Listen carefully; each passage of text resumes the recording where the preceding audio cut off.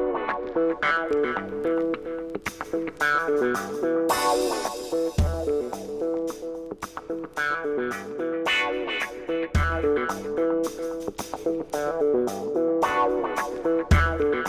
bonjour à tous, bienvenue dans cette nouvelle édition d'Enquête et Débat. Aujourd'hui, je reçois un ancien officier de police des renseignements généraux, Gilbert Abbas. Bonjour. Oui, bonjour, ouais, c'est tout à fait ça. Je suis ancien fonctionnaire renseignements généraux et j'ai passé 30 ans dans ce service. Voilà, et donc vous venez de Toulouse. Toulouse, oui, une ville du sud de 60 ans. Voilà. Et là, vous êtes venu présenter un nouveau livre dont je suis l'éditeur et qui s'appelle « Qui veut encore tuer le Christ ?» Ouais, c'est ça. Qui sort donc officiellement le 16 mars, et dont on va parler. Alors cette interview, on va la scinder en deux parties. La première partie sera consacrée donc au RG. Vous allez nous expliquer un peu comment ça se passe de l'intérieur, puisque vous êtes en retraite maintenant, donc vous n'avez plus de devoir de réserve, ou plus complètement en tout cas. On va pas surtout, on va dire ça comme ça. Il n'y a pas de secret. Il n'y a pas de secret. Et puis, dans une deuxième partie, on va parler de votre livre, pourquoi vous l'avez écrit, de quoi il parle, et pourquoi il faut le lire.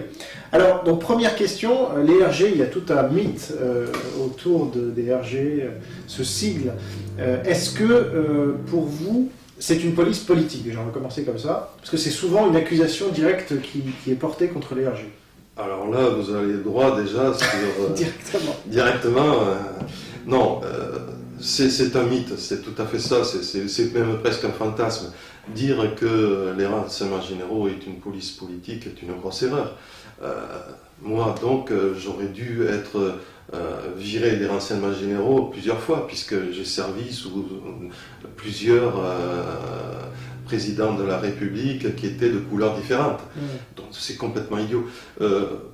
À la rigueur, ce qu'on pourrait dire, c'est que les grosses têtes pensantes puissent bouger de service et trouver un poste de préfet ailleurs, mais nous, les hommes de terrain, les officiers et autres, nous restons à notre place, nous travaillons aussi bien pour la gauche que pour la droite, nous travaillons pour des causes qui le méritent, et donc ce n'est pas la politique qui dirige le travail des renseignements généraux, c'est l'actualité et tout ce qui se passe.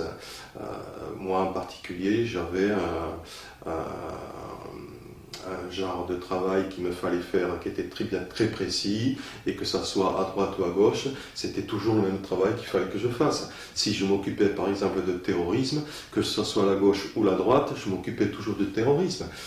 C'était pas la gauche qui m'intéressait, c'était pas la droite qui m'intéressait, c'était de savoir si on allait avoir sur le territoire français des hommes qui allaient s'entraîner pour faire pratiquer des explosions très dangereuses dans des villes principales comme Paris, Toulouse, Bordeaux ou autres. C'était mon seul travail. Voilà. Parce que la mission des RG, si je peux résumer, c'est de défendre l'intérêt supérieur de l'État, c'est ça? L'État et les Français. Ouais. Qui dit État dit l'État travaille pour la France. Je pense que c'est comme ça. Donc, oui, c'est tout. Et alors, un des mythes aussi, c'est les écoutes téléphoniques. Alors, on peut souvent se dire « Ah, je suis écouté parce qu'il y a de la friture sur une ligne » ou que ça coupe de manière un peu intempestive. Qu'est-ce qu'il en est réellement? Bon, ben, on ne peut pas nier qu'il y ait des écoutes avec les renseignements généraux. C'est comme la police judiciaire, on sait très bien qu'il y a des écoutes.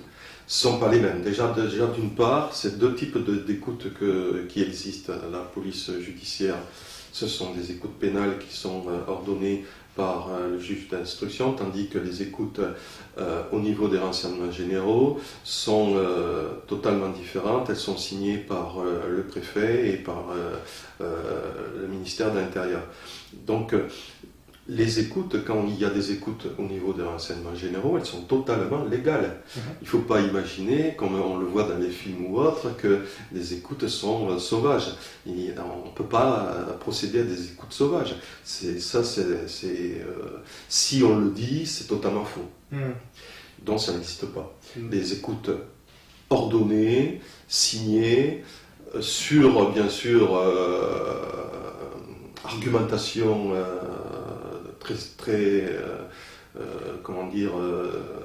très sensé. Par exemple, si je trouve un groupe de personnages qui sont susceptibles de procéder prochainement à un attentat, pour m'aider dans mon enquête, je pourrais demander une écoute administrative. Alors, on me l'acceptera parce que c'est bien motivé. Si je demande quelque chose qui n'est pas vraiment motivé ou qui est très quelconque, on ne me l'acceptera pas. Donc c'est bien réglementé. Et alors vous, comment vous en êtes arrivé à travailler pour les RG pendant 30 ans, c'est ça? Ou combien de temps vous avez passé là-bas? Ben ça, je vais peut-être vous faire rire, mais on ne travaille pas pour les RG, on ne part pas dans l'idée de travailler pour les RG. On passe d'abord par l'école de police. L'école de police, vous avez un examen en fin de stage, et puis vous êtes premier ou dernier, etc. Et puis vous passez devant un tableau où il y a tous les postes qui sont affichés au niveau national. Le premier prend le poste qui lui plaît, et le dernier il prend le poste qui lui reste. Donc il n'est pas dit que même si vous partez avec l'idée de travailler dans les renseignements généraux, vous aurez un poste de renseignements généraux. Vous aurez ce que vous aurez selon votre classement. Moi j'ai eu la chance, je dis bien la chance parce que j'étais assez bien classé, de pouvoir choisir un poste de renseignement généraux parce que je voulais faire du renseignement, parce que le renseignement me plaisait et que la PJ ou autre, ou la sécurité publique me plaisait moins. Et alors au quotidien, ça consiste en quoi? Parce que là aussi, il y a pas mal de mythes. Moi, je suis tombé sur je pense, quelqu'un des renseignements généraux quand j'étais sur le terrain en train d'interviewer un gars qui avait une caméra qui était en train de filmer. Et on m'a expliqué, non, il est DRG, l'emmerde pas et tout. Donc il est tout de suite monté sur ses grands chevaux. Il était en train de filmer des manifestants, pas parce qu'il était journaliste, mais parce qu'il était DRG justement. Mais il interviewait les gens comme s'il était DRG. Donc ça, c'est une couverture. Donc il y a beaucoup de couverture, évidemment. S'il y avait un caméraman avec bien équipé et qui se disait RG, attention, il peut se dire aussi RG. Moi, dans mon enquête, j'ai eu souvent l'occasion de côtoyer des personnes qui me disaient mais il y a déjà les RG qui sont passés. Donc ça donnait déjà la preuve que des personnes se font passer pour les renseignements généraux. Déjà, c'est la première chose. Deuxième chose, si c'était vraiment des gens, des renseignements généraux qui étaient armés d'une caméra à l'occasion d'une manifestation, c'est que certainement dans cette manifestation, il y avait des éléments très dangereux. Et s'il y avait des éléments très dangereux, c'était très important aussi de pouvoir garder ces images pour que plus tard, on puisse en faire profiter pour les enquêteurs qui allaient poursuivre l'enquête une fois que ces personnes auraient été interpellées. Moi, si je fais de la recherche d'informations, c'est pas pour la garder, c'est pour la transmettre. C'est pour la transmettre soit à la sécurité publique ou soit à la police judiciaire qui vont les utiliser et faire ensuite eux, de leur côté leur travail. Donc si cette personne avait une caméra, c'est que dans cette manifestation, il y avait des gens très dangereux. Et vous-même, vous n'intervenez jamais sur le terrain, en tout cas Non, nous sommes des flics de l'ombre. Ouais. Donc on est entre guillemets des espions. Donc on est à la recherche de l'information. Si on est connu, on ne peut plus rien rechercher. Donc nous, non, on n'interpelle personne, on n'approche personne, on cherche l'information, point c'est tout, par différents moyens. Plus on est rusé, plus on les trouve. Mais est-ce que la France n'est pas un des rares pays démocratiques à encore avoir ce genre de renseignements généraux?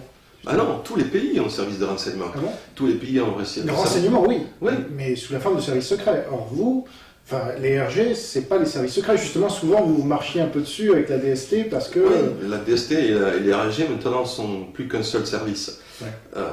Nous sommes les seuls services qui travaillons pour la sécurité de l'État au niveau de tout ce qui est attentat, terrorisme et lutte contre les sectes et tout ce qui peut être particulièrement dangereux pour l'État et pour les personnes qui habitent en France. Donc c'est un service d'information, un service secret, un service qui est totalement normal. Ouais. Comme dans tous les autres pays. Comme dans tous les autres pays. Alors, donc votre rôle, c'est notamment de faire des fiches sur les gens. Enfin, votre rôle, je dis, vous êtes à la retraite maintenant, mais le rôle des RG, c'est notamment de faire des fiches. Et les gens, théoriquement, j'ai vu ça, peuvent aller consulter leurs fiches. Comment ça se passe et est-ce que C'est vrai cette histoire? Ouais, déjà, parler des fiches, déjà, on a fait toute une histoire. Les fiches, je ne sais pas où vous avez travaillé auparavant, on a tous des brouillons, on a tous des papiers sur lesquels on se marque quelques éléments pour ne pas les oublier. On a tous des fiches de travail. On peut confondre fiches et fichiers, fiches de travail, etc. Il y a des documents qui concernent certaines personnes, mais ce sont des documents biographiques, je dirais presque entre guillemets. Ce sont des documents auxquels les personnes, s'ils le demandent, peuvent avoir accès. Ils font une demande écrite, et si la demande n'est pas farfelue, parce qu'il est tout un tas de personnes pensent qu'ils sont fichés, c'est totalement aberrant. Il y a très peu de personnes qui sont fichées, et s'ils veulent avoir accès à leur dossier, ils peuvent le faire, et si la demande est fondée, ils pourront venir dans les locaux et lire ce qui est écrit. D'accord. Et alors, autre question, donc vous avez parlé de la sûreté de l'État ou la sécurité de l'État. Quelle est selon vous aujourd'hui la première menace contre l'État? Il est clair que c'est le terrorisme. Ouais. Le terrorisme aujourd'hui fait des dégâts un peu partout. Nous nous rendons compte que petit à petit, il y a des fanatiques religieux qui sont prêts à se suicider pour réussir leur objectif qui leur ont été dictés, soit par la foi ou soit par d'autres fanatiques ou autres. Et ces gens-là sont de plus en plus structurés, sont de plus en plus entraînés, sont de plus en plus éparpillés sur le globe, et ce qui fait que, bien sûr, on n'est pas à l'abri du jour au lendemain de subir des agissements particulièrement dangereux de la part de ces gens-là. Ouais. Mais nous sommes là pour surveiller les réseaux que nous réussissons à identifier. Et alors, quelqu'un qui s'appelle François Asselineau, qui est bien connu de nos lecteurs, qui est inspecteur des finances, qui travaille à Bercy, qui a monté un parti, faisait une conférence où il expliquait que finalement on avait beaucoup inventé de choses autour du terrorisme islamiste pour faire peur aux gens, et notamment leur faire peur des musulmans, alors qu'en réalité, quand on regardait les statistiques officielles, la plupart des attentats étaient le fait de gens d'extrême gauche, ou surtout des indépendantistes basques, corses, tous les autonomistes, bretons, etc. Est-ce que vous confirmez ? Vous parlez pour la France. Pour la France, oui. Pour la France, il est clair que nous avons eu davantage d'attentats de la part des extrémistes basques et corses, et parce que nous avons peut-être aussi davantage de populations basques et corses qui sont à proximité de la France, et qui sont peut-être aussi davantage mécontents de ce qu'ils subissent par rapport aux intégristes musulmans. Mais nous travaillons, du moins moi j'ai travaillé quand j'étais encore en action et que j'étais pas à la retraite, j'ai travaillé sur des groupuscules islamistes en France qui avaient la possibilité d'entrer un jour ou l'autre dans un système de violence accru, c'est-à-dire de passer à l'acte, de passer à l'attentat. On a eu des groupes bien structurés que nous suivions du jour au lendemain. Même, je peux vous dire qu'à proximité de Toulouse, nous avions un groupe que nous surveillions régulièrement et journellement. Et tant et si bien que si vous lisez de façon approfondie la presse, vous vous êtes rendu compte que ce groupe a été identifié et a été interpellé, et donc nous avions bien raison, ce groupe-là était très dangereux.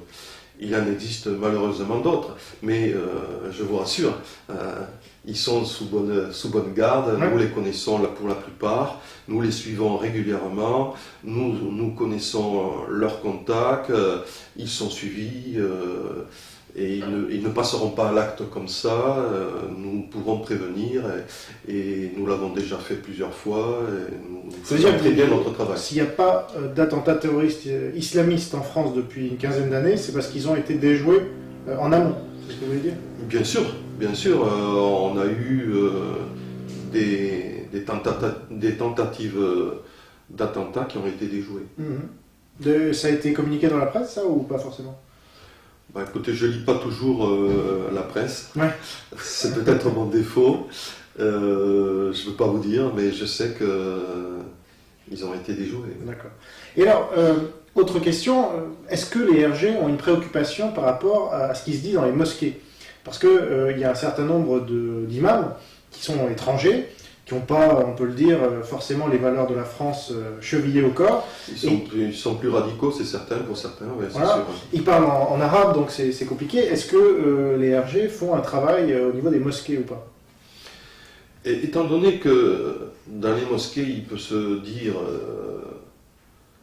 des choses plus ou moins subversives, pourquoi pas, on est obligé de s'intéresser de plus loin ou plus près, selon certaines mosquées, qui sont plus ou moins radicales. On est obligé donc d'avoir un travail d'information à ce niveau-là aussi, comme ça peut se faire ailleurs, comme pour d'autres mouvements religieux. D'accord. Parce que ça, on a l'impression que c'est un peu laissé à l'abandon. Déjà, il y a une multiplication des mosquées, donc c'est pas facile de pouvoir toutes les épier. Est-ce qu'on connaît l'effectif des RG? Est-ce qu'il y a un effectif officiel ou pas? Ben alors là, vous me posez une question difficile, je suis incapable de donner une réponse, parce que bon, ben, les RG c'est terminé, maintenant ils sont passés à l'AST, les services de RG a éclaté en 2 services. Je sais vraiment pas vous répondre à ce sujet-là. Moi je suis toulousain, on était à l'époque une trentaine ou quarantaine de fonctionnaires, et à mon goût on n'était pas assez, parce qu'on avait quand même beaucoup de travail. Et alors, vous m'expliquiez aussi que à un moment, vous vous occupiez des hautes personnalités, de leur protection, et que la grande différence entre la présidence de la République et les autres personnalités, c'est que la présidence de la République disposait de son propre service de sécurité qu'elle trimballait un peu partout où allait le président. Alors que localement, qu'on soit maire ou haute personnalité, je sais pas, magistrat ou autre, là vous aviez, enfin les RG s'occupent localement de la sécurité de ces gens-là? Alors attendez, effectivement le président de la République a sa protection proche et particulière. Lorsqu'il se déplace sur le territoire, il reçoit le soutien des renseignements généraux, et qui sont en arrière, ils ne sont pas au premier plan, mais on est là tout de même.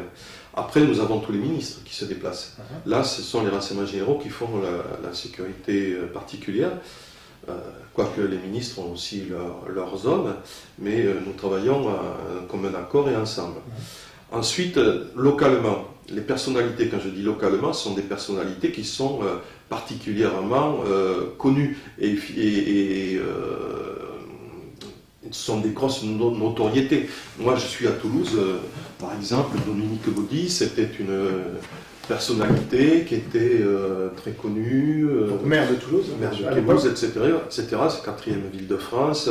Nous étions donc souvent à ses côtés, et d'autant plus qu'il recevait énormément de personnalités, de ministres et autres, avec Airbus, etc. Donc, Dominique Baudis, nous étions souvent à ses côtés. Et alors, une de vos spécialités, c'est la lutte contre les sectes. Alors, évidemment, on y reviendra plus longuement encore dans la deuxième partie de cette interview, parce qu'on va parler notamment des satanistes, enfin principalement, puisque votre livre, Qui veut encore tuer le Christ, est au sujet des sectes satanistes.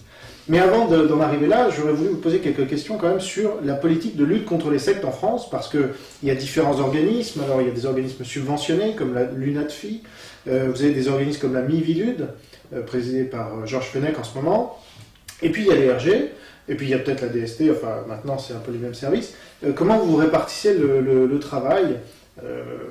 Commençons par là. Ben écoutez, moi j'avais au tout début comme préoccupation de faire la recherche d'informations sur tous les phénomènes nouveaux sociaux qui pourraient amener des conflits qui pourraient être assez dangereux dans le temps. Donc, je me suis occupé de plusieurs secteurs. Il y a eu les hooligans, il y a eu les motards dangereux comme les Hells Angels, il y a eu les skinheads. Enfin, j'ai fait plusieurs secteurs qui m'ont intéressé. Puis, je me suis arrêté au satanisme. Pourquoi? Parce que c'était quelque chose qui m'avait énormément choqué. Je ne pensais pas que ce phénomène était aussi important. Et je ne savais pas que ce phénomène était aussi grave. On en parle très peu, et je me pose la question de savoir pourquoi on en parle très peu, alors que plus je me suis investi dans ce travail de recherche d'informations au niveau des sectes satanistes, je me suis rendu compte qu'elles étaient très dangereuses. Elles étaient dangereuses. On va pas développer maintenant, puisque ce sera le but de la deuxième partie. D'accord. Si vous voulez bien, on va rester sur les sectes, les autres sectes, pour l'instant. Les autres sectes. Comment vous répartissez, ma question, c'est entre la Mivilude, l'UNATFI et d'autres, et les RG, comment vous répartissez le travail? Nous faisions notre travail nous-mêmes, on s'occupe de personne. Mivilude faisait son travail, l'UNATFI faisait son travail. Rien ne nous empêchait de se contacter et de comparer nos travaux, par exemple. La porte n'était pas fermée à la discussion. Mais moi, j'avais sur Toulouse des réseaux satanistes, peut-être qu'ils n'existaient pas ailleurs. Donc, moi, Toulousain, je vais travailler sur les secteurs, sur les sectes qui se trouvent dans ma région, puisque je suis régional. Donc, je ne vais pas demander à la Mivilude ou à l'UNATFI si je peux travailler là-dessus. Moi, c'est mon travail, je m'occupe de tous les secteurs qui sont dans ma région et qui sont concernés par les sectes. Et je procédais comme ça. Après, bien sûr, comme je dis, la porte n'est pas fermée aux discussions. D'accord. Parce que le phénomène sectaire est apparu en France dans les années 80, disons, de manière importante. Et donc ça a correspondu avec votre implication dans le phénomène. Et ça a posé tout de suite des questions de liberté individuelle autant que de sécurité. Et donc il y a toujours eu le balancier entre les deux.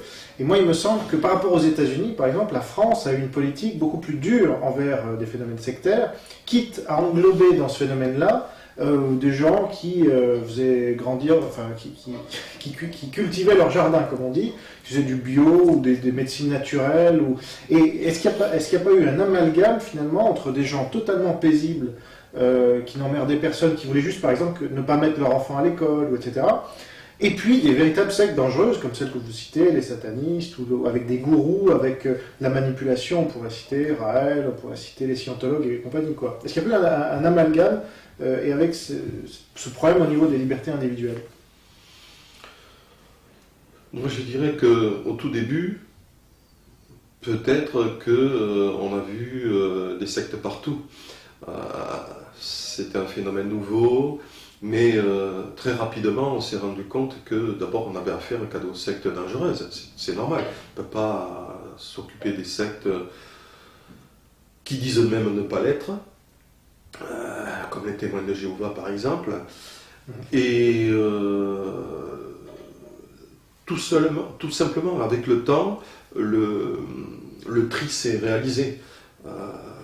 La liste des sectes que nous avions peut-être au tout début a diminué parce qu'on s'est peut-être rendu compte en approfondissant les recherches que c'était, si c'était tout de même des sectes, ce n'était pas effectivement des sectes dangereuses. Donc il n'y a pas lieu de s'inquiéter du travail réalisé par les sectes du moment où elles ne deviennent pas dangereuses ou elles ne sont pas potentiellement dangereuses. Donc, voilà, Parce que vous savez, c'est toujours ce qu'on dit, l'Église catholique par exemple, c'est une secte qui a réussi. Les grandes religions sont des sectes qui ont réussi, mais donc c'était des sectes au départ. Et finalement, est-ce que le travail que vous avez fait, enfin, qu'ont fait la Mivilude aussi, qui s'appelait un peu différemment avant, mais enfin, ça a changé de nom. Est-ce que, parce que dire que tel mouvement est une secte, c'est foutu. Enfin, pour lui, enfin, pour ses membres et tout ça, comme on dit, c'est la stigmatisation immédiate les gars, ils vont être emmerdés un peu partout parce que la liste a été publiée dans les grands journaux et tout ça. Oui, regardez, comme je vous ai dit, les témoins de Jéhovah, ils faisaient partie de la liste d'Amivilude en tant que secte. Ils ont été enlevés. Je ne pense pas que les témoins de Jéhovah n'ont pas la possibilité de continuer leur prospection, leur travail, etc. Parce qu'ils sont gros déjà, ils ont déjà atteint un seuil ils ont une critique. certaine puissance, je pense, il est clair. Mais j'ai discuté encore tout dernièrement avec des gens, des témoins de Jéhovah qui sont passés chez moi pour discuter avec moi. Et on a évoqué ce problème-là, et quand ils ont su que j'étais ancien RG, et on est tombé d'accord pour dire que peut-être que ça avait été mal appréhendé, mais le problème pour eux est définitif et clos. Et tout ce qui concerne les médecines naturelles, je pense notamment, il y a des praticiens qui vivent souvent proches de la frontière suisse, parce qu'en Suisse, on les poursuit pas. On les poursuit pas. Donc, ils passent la frontière juste le temps de faire une conférence qu'ils ne pourraient pas faire en France, simplement parce que certains ont des dons particuliers de magnétisme, vous savez, des trucs un peu bizarres a priori, mais qui peuvent intéresser des gens, voire qui marchent, qui les guérit réellement, là où la médecine traditionnelle ne les guérit pas.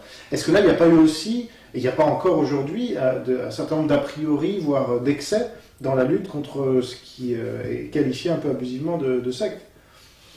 Moi, je dirais que ce praticien qui n'est pas officiel, il devient gourou du moment où il interdit à la personne qui est malade d'arrêter son traitement officiel médical, qui a été...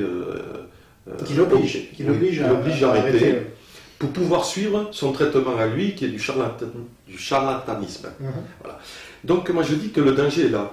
Si il permet à l'individu de continuer son traitement, imaginons qu'il a un cancer, il continue à faire la chimiothérapie et autres, et qu'il dit que peut-être en buvant telle petite potion, ça va l'aider, et qu'il est persuadé que ça va l'aider, et qu'il a des preuves que ça va l'aider, pourquoi pas.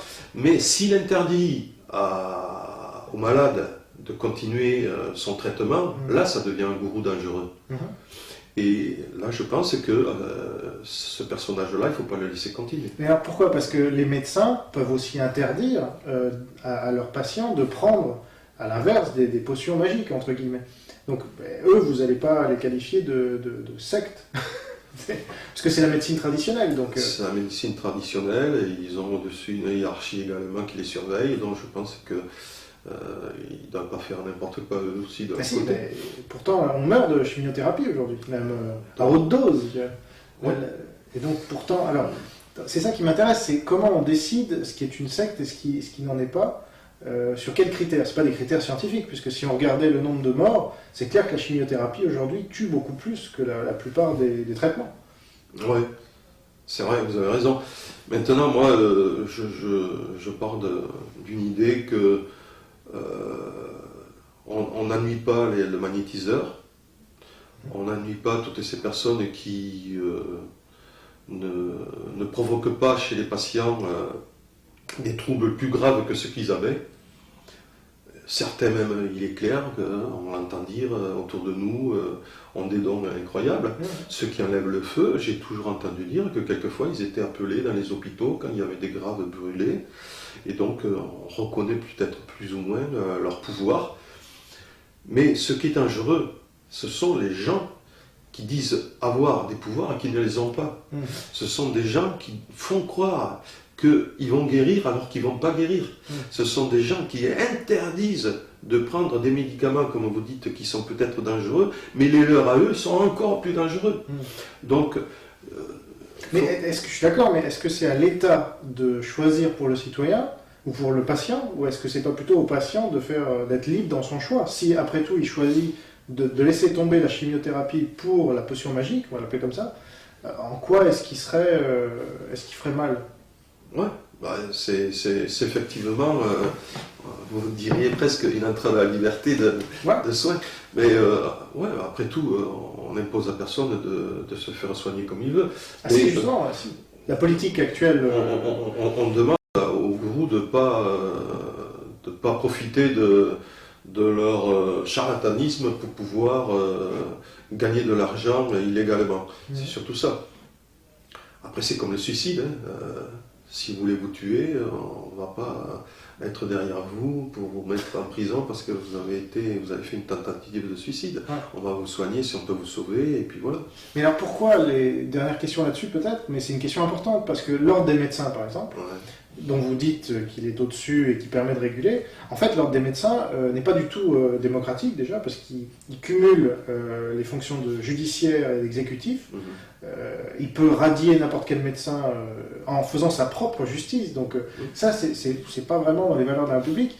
Et le médecin est rapidement banni à vie, donc pour pratique illégale de la médecine, et il ne peut plus exercer, subit tout un tas de problèmes. Et pourtant, aujourd'hui, le pouvoir est le leur, et puis l'État vient en rajouter encore Ouais. en ne permettant pas la libre concurrence, en fait, entre médecine traditionnelle Mhm. et médecine alternative. Donc voilà. Oui, alors là, pour répondre, ça dépasse un peu mes compétences. Ouais.